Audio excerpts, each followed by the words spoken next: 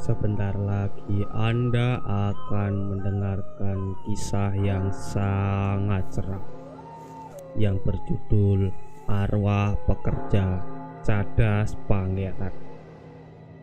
Mari kita simak ceritanya.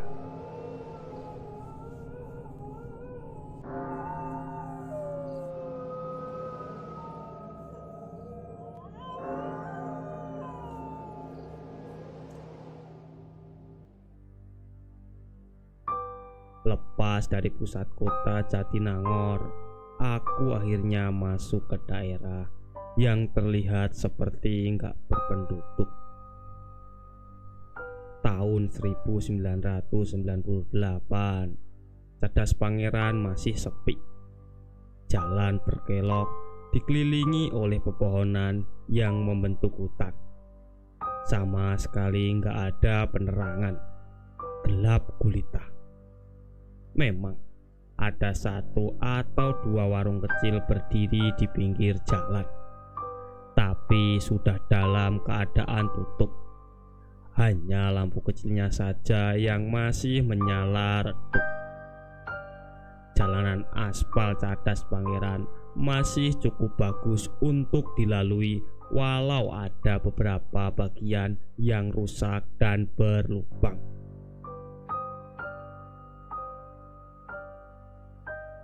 Saat itu, menemani perjalanan, aku mendengarkan siaran dari salah satu stasiun radio. Walaupun tangkapannya sudah nggak bagus karena kendala jarak, namun aku masih terus menyalakan dan mendengarkannya. Seenggaknya membantu memecah kesunyian.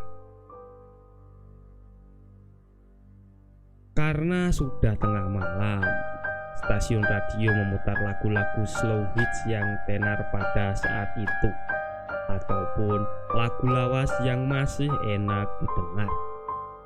Tapi berikutnya aku jadi nggak terlalu fokus mendengar radio, karena lebih banyak konsentrasi memperhatikan jalan. Jalanan mulai berkelok banyak, menanjak, dan tentu saja semakin senyap dan sepi. Kanan kiri yang ada hanya gelap, pepohonan rapat berdiri. Sudah sangat hafal kalau kanan dan kiri jalan terdapat banyak jurang yang sangat dalam, membuat pengendara harus berhati-hati, terutama di malam hari. Sebenarnya daerah Cadas Pangeran ini nggak makan banyak waktu untuk dilalui. Sebentar saja, setelahnya akan ditemui lagi rumah penduduk, tapi tetap saja aura kengerian sungguh terasa. Yang paling khas adalah adanya patung dua sosok bersejarah yang sedang bersalaman, yaitu Pangeran Cornel dan Dendles. Sang pangeran bersalaman dengan Dendles menggunakan tangan kiri. Ada sejarahnya kenapa digambarkan seperti itu. Seperti yang aku bilang tadi, jalan Cadas Pangeran ini nggak terlalu panjang. Mungkin hanya kurang lebih 5 km saja. Makanya seharusnya aku akan melewatinya nggak sampai setengah jam. Tapi saat itu aku merasa kalau sudah cukup lama waktu berjalan, tapi belum juga sampai di patung yang aku bilang tadi. Sementara jalanan masih terus menanjak dengan kelokan tajam, gelapnya semakin pekat dan sepinya jangan ditanya lagi. Aku terus berkonsentrasi memperhatikan jalan, jadi nggak terlalu fokus pada radio yang sejak tadi menemani. Padahal siarannya sudah berganti. Iya, aku baru sadar kalau ternyata radio sudah nggak memutar lagu-lagu lagi, tapi malah mengeluarkan suara yang sangat aneh. Karena itulah yang menyebabkan aku perlahan mulai memperlambat laju kendaraan, teralihkan dengan suara dari radio. Awalnya seperti suara angin, hanya itu saja, suara angin. Tapi lama-kelamaan sayup terdengar suara lain. Kenapa aku bilang sayup? Karena suaranya terdengar seperti dari kejauhan, berdesakan dan hampir tertutup oleh suara angin tadi, tapi masih kedengaran. Ada bunyi yang sepertinya suara dari banyak orang. Orang-orang yang bersautan seperti sedang terlibat percakapan. Laju kendaraan jadi makin lambat, malah nyaris berhenti. Aku lebih fokus mendengarkan suara aneh ini yang muncul dari radio. Lama-kelamaan suara angin perlahan menghilang, berganti dengan percakapan orang-orang. Aku memperbesar volume, berusaha untuk lebih jelas lagi menangkap suaranya. Ternyata orang-orang yang ada dalam radio ini bercakap-cakap menggunakan bahasa Sunda. Tapi bahasa Sunda yang nyaris sebagian besar aku nggak mengerti, namun tetap dengan logat khas Sunda kental. Ini radio apa sih? Aku bertanya-tanya dalam hati. Di tengah-tengah kebingungan, tiba-tiba mesin mobil tersadat seperti mau mati. Duh, ada apa lagi nih?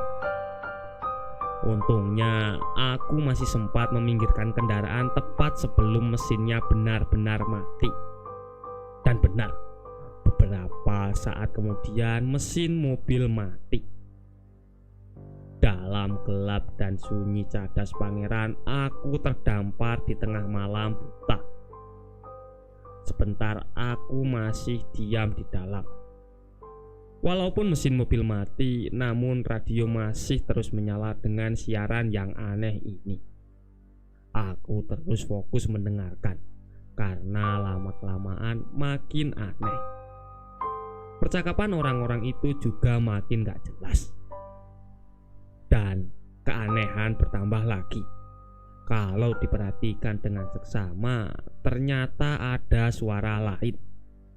Aku mendengar orang-orang itu seperti sedang melakukan pekerjaan kasar, karena muncul suara seperti palu menghantam batu atau besi.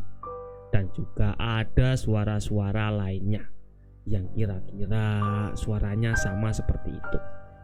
Ini suara apa sih? Aku berbisik dalam hati, tapi aku terpaksa harus mengalihkan perhatian ke mobil. Kenapa mesinnya sampai mati total begini? Beberapa saat kemudian aku turun kendaraan, lalu berjalan ke depan untuk memeriksa kondisi. Berbekal lampu senter di tangan, aku membuka kap mesin dan memeriksanya. Dengan mata telanjang, aku bisa melihat kalau mesin seharusnya nggak ada masalah. Bahan bakar masih terisi penuh. Harusnya benar-benar nggak ada masalah. Tapi kenapa malah mogok? Angin bertiup sepoi. Dinginnya menembus jaket tebal yang aku kenakan. Begitu sepi dan hening, menyelimut suasana yang sejak tadi mulai terasa aneh.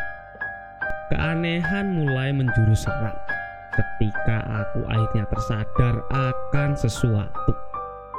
Aku menyorot lampu senter ke arah kanan jalan. Kenapa ke arah kanan? Karena keanehannya terletak di situ. Dan ternyata jalanan yang tadinya beraspal tiba-tiba berubah jadi jalanan tanah dan berbatu. Ya, jalan tanah berbatu. Loh, kok jadi jalan tanah? Emang tadi aku salah belok apa ya? Lalu angin yang tadinya hanya bertiup sepoi dan ada sedikit pergerakan tiba-tiba berhenti. Sama sekali nggak ada hembusan. Dan yang sangat terasa waktu itu seperti berhenti bergulir, terpatri diam pada satu titik. Mulai merinding. Aku kemudian menutup kap mesin lalu bergegas masuk mobil. Sementara radio masih menyiarkan siaran aneh itu, di mobil aku mencoba peruntungan, memutar kunci untuk menghidupkan mesin. Apes, ternyata masih belum bisa hidup juga. Nah, akhirnya aku mematikan radio ketika lagi-lagi makin aneh. Dalam siarannya, tiba-tiba aku mendengar ada orang-orang sedang berteriak kesakitan, seperti ada penyiksaan massal.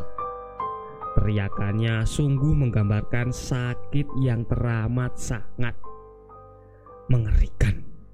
Makanya aku langsung mematikan radio itu. Hening sempat menguasai. Sepi jadi selimut suasana yang sudah menjurus ngeri. Tapi hanya sebentar. Momen berikutnya aku akan melihat pemandangan yang sangat aneh. Sekeliling masih sangat gelap. Penglihatannya hanya dibantu oleh terang redup langit malam. Aku masih terus memandang ke depan. Jalanan tanah yang sejak tadi jadi sumber kebingungan, jalanannya kosong tapi sepinya seperti memperhatikan. Nah, ketika sedang dalam kebingungan mencari jawaban dan menerka-nerka apa yang sedang terjadi, tiba-tiba perlahan aku mendengar suara. Suara yang awalnya sayup seperti dari kejauhan, tapi lama-kelamaan makin jelas. Aku mendengar suara-suara yang persis sama dengan yang muncul di radio sebelumnya. Suara orang-orang yang sedang melakukan pekerjaan kasar. Namun kali ini bukan dari radio, dari luar. Penasaran, aku lalu menurunkan sedikit kaca jendela dengan maksud supaya bisa mendengar lebih jelas lagi. Benar. Ternyata suara itu memang dari luar, seperti ada orang yang sedang bekerja. Tapi aku belum melihat ada siapa-siapa. Sekitar masih tetap sepi dan kosong. Tapi belasan detik berikutnya mulai ada yang berubah. Ada pemandangan yang awalnya sangat samar. Memicingkan mata, aku berusaha memastikan kalau penglihatanku nggak salah, karena melihat ada pergerakan nggak jauh di depan. Aku melihat ada orang yang sepertinya sedang bekerja di jalan. Karena gelap, aku masih melihat penampakan sosok itu dalam bentuk siluet. Tapi lama-kelamaan aku jadi yakin kalau dia memang sedang bekerja, karena tangannya sedang mengayunkan perkakas lalu menghantamkan ke jalan berulang-ulang. Siapa dia? Dia ngapain tengah malam gini? Dalam hati aku bertanya-tanya. Nah, yang awalnya aku melihat sosok itu sedang bekerja sendirian, lama-kelamaan muncul sosok lain. Satu persatu bermunculan di tempat berbeda, berpencar, namun masih di wilayah yang sama.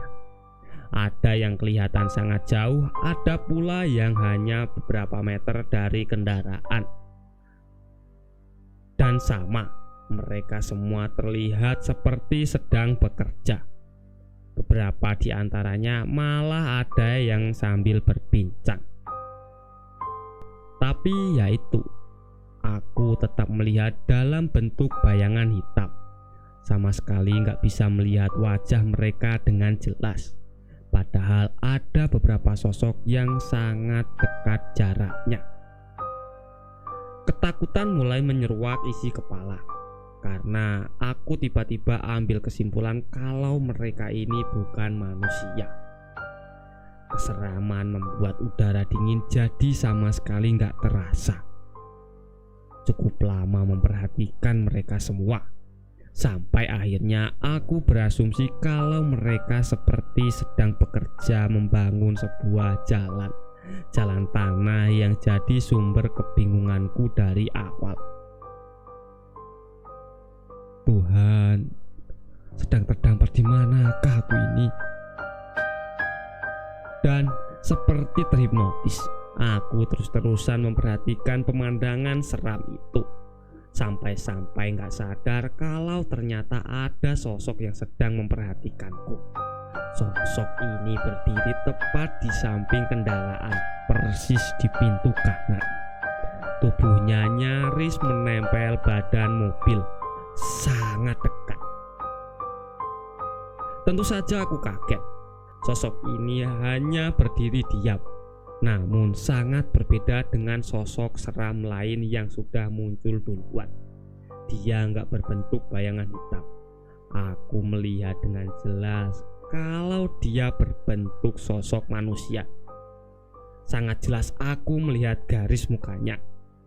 Berpawakan tinggi besar, berkumis, bertopi bundar, berpakaian warna putih lusuh dengan beberapa saku di tangan.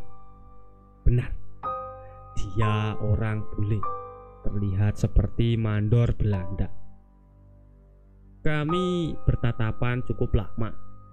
Wajahnya mengerikan, tersenyum datar tanpa ekspresi. Aku sangat ketakutan. Mandor Belanda ini tangan kanannya memegang tongkat pendek. Nah, dengan tongkat ini dia lalu mengetuk kaca jendela. Aku semakin panik, gak tahu apa yang harus aku lakukan. Gak kuat, lalu aku menundukkan wajah, menempelkan kepala ke setir mobil, gak berani melihat sekeliling, apalagi menatap sosok yang ada di sebelah kanan. Aku menangis ketakutan.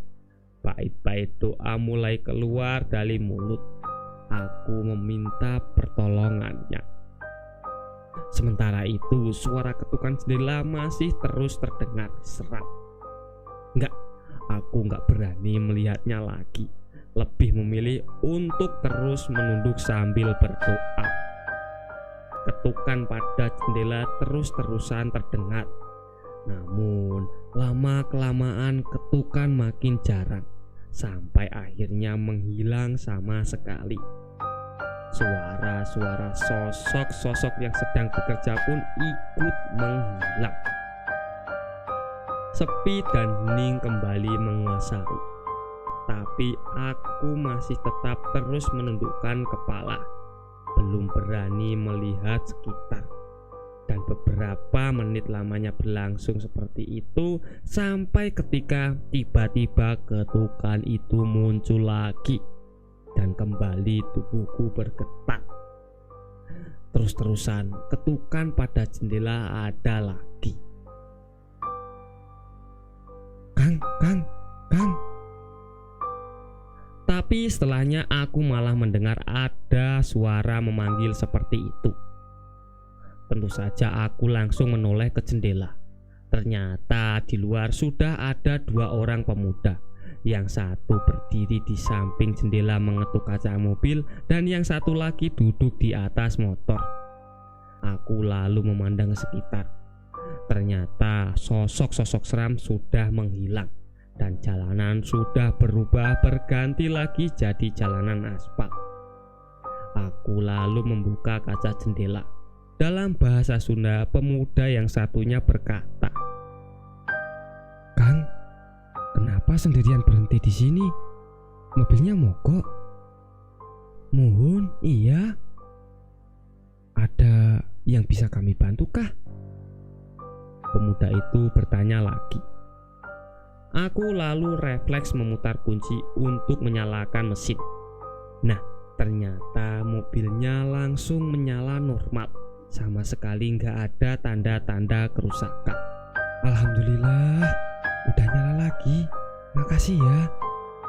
Dengan ramah aku bilang begitu, karena merasa sangat terbantu dengan mereka berdua. Ya sudah, lalu mereka kembali melanjutkan perjalanan dengan motornya, dan aku mengikuti dari belakang. Dan beberapa belas meter kemudian akhirnya terlihat patung ikonik itu. Patung dua sosok bersejarah yang sedang bersalaman berdiri gagah di pinggir jalan di Cadas Pangeran.